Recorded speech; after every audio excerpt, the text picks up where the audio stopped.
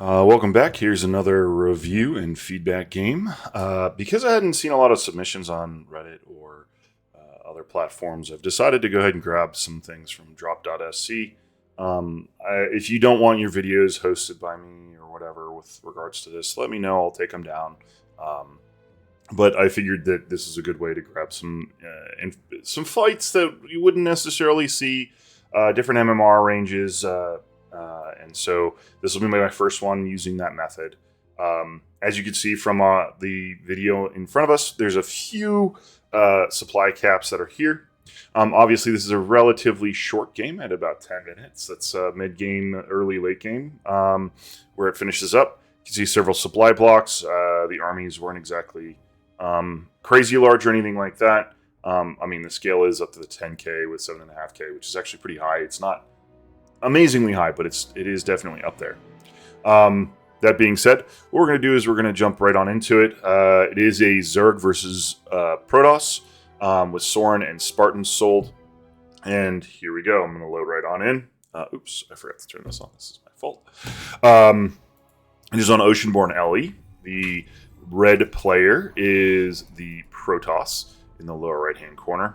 The MMR range, by the way, this is the blue player in the upper left-hand corner, Spartansold. This is a 3800. This is a mid diamonds. We're in the upper of Diamond 2 specifically, so not even Diamond 1. It's very close, but not quite there. These players are going to probably be making some mistakes and do some interesting things. They do know what their races are. There wasn't a random on either side. sØren decides to not do a fast scout. So what you can do is you can send this first probe on over, and you can kind of block their natural, depending on the size of the map. On this one, I believe you make it in time. But instead what he's doing is he's getting his gateway, taking a little bit of time there, and hanging out with that probe, so that way he has that. And then the Zerg, obviously, is going to get their hatchery down. So this looks like it's going to be more of a macro-oriented or a timing attack-oriented build for both players. The simulator goes down. This is a very standard, normal build. The probe gets spotted, nothing crazy. What we're going to do is we're going to end up seeing the probe come in, see what they can find out, and then they'll head on home. Or they'll block the third location, depending on what they decide to do. This is all very standard, very normal. I don't know if I agree with the spawning pool location. It doesn't give you any choke points, so you can't like put it right here. You can't put it back here. You're not making it so that there's any limiting factor for like a run by with charge zealots or blink stalkers. You're making it so it's very open on the outside. Blink stalkers come in, snipe that, and get out very easily. This is a very scary location. I would probably put it like, if you're going to try and have this localized loose location, I'd try and put it somewhere over here between your main and your natural, so that way your opponent has a very tough time sniping it. With this location, you're gonna get a little bit more vision here, but that's about all you gain, which is useful, right? But it's not going to be enough to make it worth the opportunity to lose if there's a blink aggression that comes in. That being said, that's not a very standard build, but it's one of those kind of things. On the opposite side of the map, we have a normal Nexus Expand with a Cyber Core. The Overlord's poking its nose in, checking out what's going on, so both players have full information of basically what both players are doing. No additional production has gone down. The Protoss has a little bit extra money here. Decides to put a Stargate right in the face of the Overlord, which is fine, no big deal here. But we now know that the Overlord now knows that we're going to go the Protoss is going Stargate tech, and immediately the probe goes out, or the drone goes out to grab another hatch. This is a really good response. It means that there's that much more production, that much more income, that much more creep spread. That being said, a lot of builds actually do this normally, so this isn't anything outside of the norm. Because this is a shorter game, we're going to actually do it full speed the whole game. Plugging in the hole, using a hold position. I know my head's in the way. Having a shield battery, you're not going to have any lings break this. You're going to need, I think it's 4 banelings to break it. And by that time, you should, there's stuff you got to worry about. Oracle first, even though there's a Overlord right here, so they're going to be able to see exactly what's happening. That's fine, though. Not a big deal. You can see they're spending their money, doing a really good job. The Adept is getting out here to check what's going on. Third base is working on its way, going up totally normally. Saturation's working out. Injects are pretty close to perfect. Creep spread is okay. A little bit of floating money on the Zerg side. The larva count suggests they're not spending their money as fast as they should be. I understand that they want to be kind of conscientious and cautious about what is going to come from the Protoss. Speedlings are here right at the time that they show up. Doesn't get a little bit of control to just make it happen, but we have the Oracle on the other side. He's managing or worried about, rather. The all the links go down, little cost. The pylon and the nexus go down. I like to leave a gap for my adepts to sneak in here and not block my assimilator later on in the game. The reason being that'll slow down your gas income. This is actually you hurting yourself long term. Not a bad choice for a hold early on, but it's not great from the perspective. You can see that the link can't get through. And he canceled out, so he's going to forget that he didn't put that down. But just so you are aware, placing it in this location makes it so that you don't have the ability to protect it.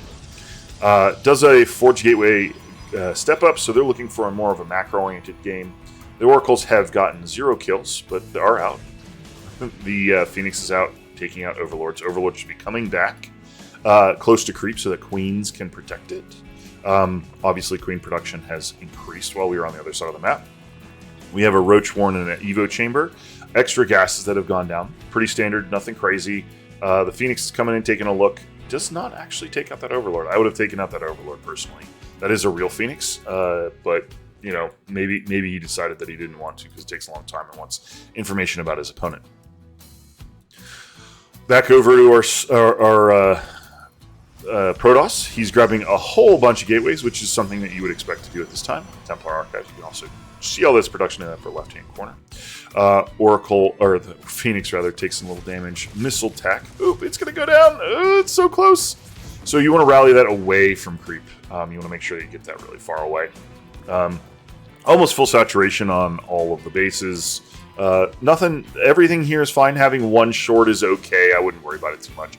Hydrogen, because he does know Stargate was one of the units that were built, or one of the building structures that were built. Grabs an Overseer, which is great. Don't forget to use your spawn changeling, therefore you can get all that information without too much trouble. Grabs double Robo behind with a double Templar Archives. That's a mistake. The Overseer's coming through and taking a look. You have the Twilight Council grabbing charge. So you're going to probably see Charge Archon coming through. You can see that he's coming over here to check to make sure that it's still there. Just taking a peek around, seeing what the actual production is, all that kind of stuff. Overseer still flying through. Nothing too crazy. Looks like a probe got that changeling. Back over to the Zerg side, you can see that there's 9 Hydras under production. They're trying to make it so that that Sky Toss does not get out of hand. It's not scary. Grabs that 4th base, making sure that they have the base advantage.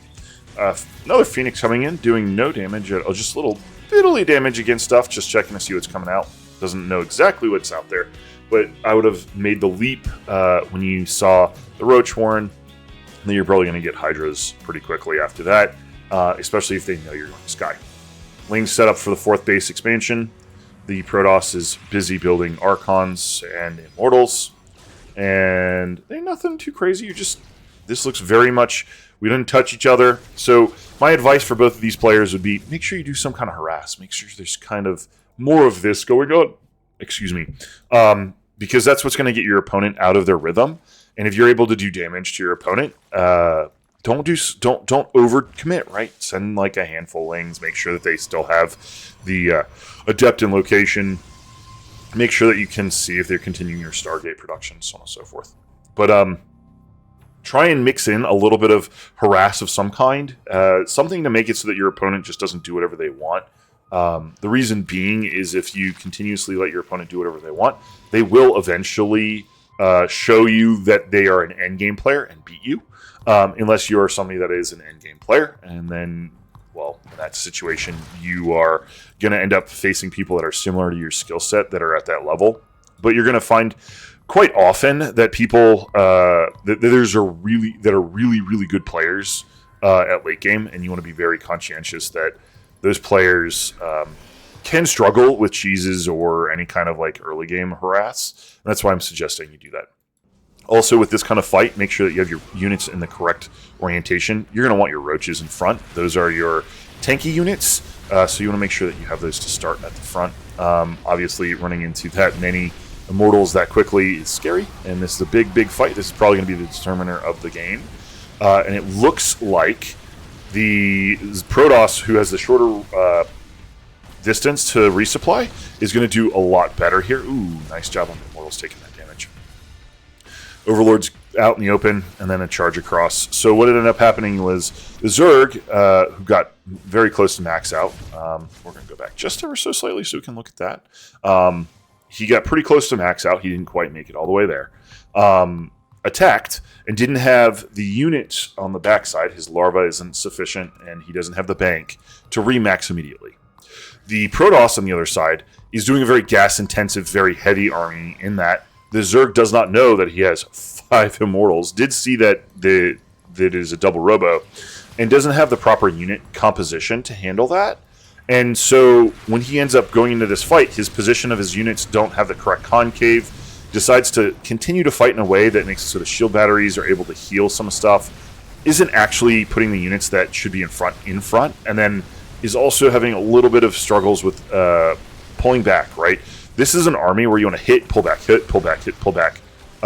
Because those Ravengers, you want to pull your opponent into the biles, and he just doesn't do that. He also double expanded on the backside instead of being ready for whatever the fight took, which he was the one making the pressure. If you're going to do that pressure, you need to be ready for that clapback. I don't really have the word. If you have the ability to deal with that, then you're good, but you didn't have that ready. That being said, the army composition is very much in the Protoss' favor. You're going to see this game probably GG out very, very quickly. The Immortal count is very high. There's no Sky units, right? If you had just grabbed Aspire, grabbed, even 5 meters, also is rallying into his opponent. So if you're...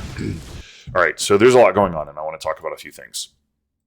1, if your opponent's running back onto the against you, it's okay to cancel things. You can cancel this, get that money back. At this point, it doesn't matter because he didn't have the larva count before he did his attack, right? He only has 1 larva. He doesn't have a injects going on all of the buildings. He doesn't have queens on every building. He just simply, this player, Spartansold, didn't have himself set up for the conclusion of the fight. Was great with everything except for his larva count here. His opponent, and he didn't know exactly what his opponent had. Those 2 features together made it really, really difficult for him to be able to take a really good fight or to make it so that he was able to continue the game. So he has a good drone count, has a good Overlord supply, had good unit composition to be able to handle the original fight, but didn't necessarily want to go all in on this, but put himself all in and doesn't have the ability to have enough units on the backside. Immortals get completely destroyed by Lings, and he built roaches. That's not good. So wrong composition once he found out what was going on. And of course, his opponent's building a bunch of zealots. But what he should have done is he should have done a very good mix of Lings and roaches and hydras to be able to combine with that, or just do Lings and hydras to fight the Immortals. And then eventually the zealot count, he would have roaches that he would do after that. So basically what I'm trying to articulate is during the fight, he saw what his opponent was doing. He killed all of the Archons. That was really, really important. He killed all of them that were over there, or they were very hurt. So you could see that this one was the one that was very hurt. This is a new Archon right here. And then this Archon was the other one. So he killed most of the Archons. And then his opponent has the vast majority of his army was Immortals and a handful of Zealots. So his army composition, based off of what he saw, based off of the loss, which he was watching, or at least he had an idea of because he was in the fight. He actually paid attention. He did a lot of his Ravager biles and did pretty good job with those. He just didn't compensate his army composition. Now he is. This is actually a really good comp, but he just doesn't have the unit count because he didn't bank any larva before that fight, and he also wasn't 100% maxed. He also didn't have the tech switch set up, ready to go, right? There's no Spire. There's no anything that could be ready to deal with this at all. There was no Inspire is what you really want, or just a crazy number of Hydras. Like if you had, I don't know, maybe 25 Hydras, this becomes trivial. Regardless, this puts him in a situation where he's very much at his opponent's mercy. He has him warping in, all that kind of stuff right in his face. He has a huge immortal count. He was throwing away units that were rallied incorrectly. That's the other thing I wanted to talk about. If you're in a situation where you are your opponent's in your face, change your rallies. Instead of having your rally, look, I'm going to follow this rally line. This rally is in the middle of the map. His opponent is here. Every unit he produces is not going in and attacking, it's going in and running at him. What you want to do is you want to change that rally. So like in this instance, on this hatch, you just right-click on it. Select it, right-click. This one, right-click. This one, click it right there. This one, you can put it as your catch for reinforcements, which is not a bad idea. Or you could click it and you could set it up so it's over here. Those few things would help a lot. There was a lot of lost units for free. And you can see based off of the total losses here, right? And then like the army composition wasn't there. He's like just in scramble mode at this point, and the game is very much ending. He doesn't have the ability to fight this army anymore. He has production right inside, and of course he didn't have lurker tech. You see, look, like this roach is just literally running by. This Archon got a shot off, and the roach didn't do anything. Not that it mattered, right? Like it didn't. It was irrelevant at that point, right? Another point, like. You're getting yourself in trouble a lot in these situations. As for the Protoss, don't forget to continue to produce. Right? Maybe he has a big Spire swap. Maybe he has something like a hidden base that's over here that is combined where he had dropped his lurker den and he was building and banked like 10 or 20 Hydras and got like 5 lurkers. How are you going to make sure that you ensure the victory? That being said, obviously this is the end of the game, so let's go back, right around 940-ish. Because this isn't 100%, right?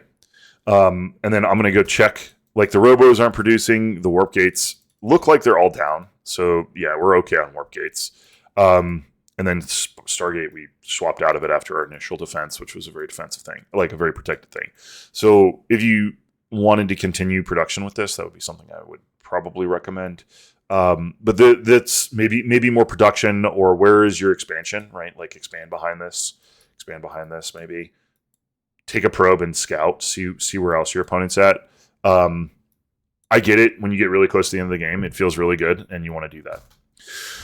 So, good from both players. They both executed a build, right? They had a build in mind. They executed it. They did a good job with it. Both players did a pretty decent job of scouting, more so the Protoss than the Zerg. The Zerg did a good job up until he didn't do a good job. I think the point where the double robo was producing, he didn't either notice it or take into account or click on it, right? There's just something that he missed with the double robo, which is unfortunate. And you can see the result, obviously, the game ended the way it did. The Zerg also didn't adjust the composition after seeing his opponent's army. And the Zerg also did not set themselves up building that lurker den super late, not having enough larvae during the attack. Basically, hey, I'm maxed out or I'm close to maxed out. Where's my larva count? Make sure that it's there. So you just simply click whatever your hatch number is. In this player's instance, you'd hit number 1. And then you'd say, I have X larva. And that number of larva is telling you if you have the ability to take a fight or not on the other side of the map, where you're able to attack and do damage. The Protoss, they also did a good job of doing their production. Oh my goodness.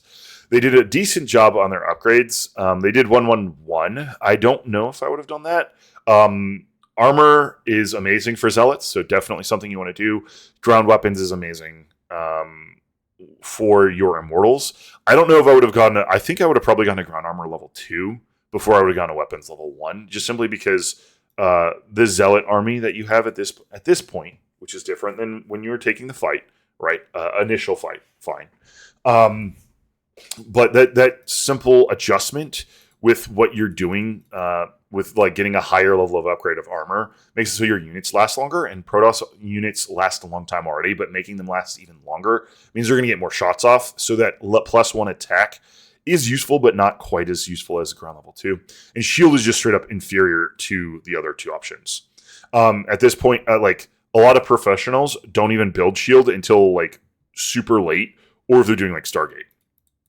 So just something of note, like just the upgrade choices were questionable. Not terrible. I mean, you're a diamond player. I'm a diamond player.